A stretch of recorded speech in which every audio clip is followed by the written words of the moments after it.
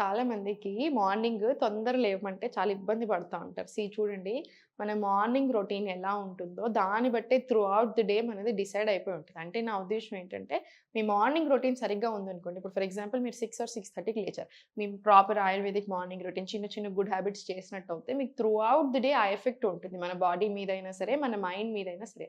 So, try to wake up by 6 or 6:30 maximum లేచేసి first ఉషాపాన్ అంటారు. ఉషాపాన్ అంటే ఏంటంటే, మనం డైరెక్ట్ లేవగానే before brushing our teeth only we drink water.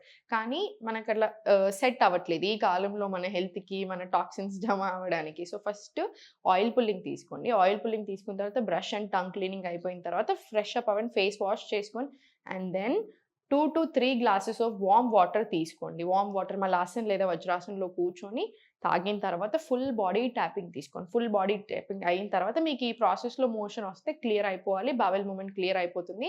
ఆ తర్వాత ఒక 15 మినిట్స్ నుంచి 1 అవర్ వరకు యోగా ప్రాక్టీస్ ఉంచుకోండి. మార్నింగ్‌లోనే. ప్రాణాయామం కంపల్సరీ ప్రాక్టీస్ చేసుకోండి. మీ యోగా ప్రాక్టీస్‌లో ప్రాణాయామం, మెడిటేషన్ అన్నీ ఉండేలాగా చూసుకొని ఫుల్ బాడీ రొటీన్ ఉండేలాగా చూసుకోండి. మీరు గమనించండి through out the day me energy levels కానియండి, మీ మూడ్ స్వింగ్స్ కానియండి చాలా బావుంటాయి. కంట్రోల్డ్‌గా ఉంటాయి మూడ్ స్వింగ్స్ కూడా.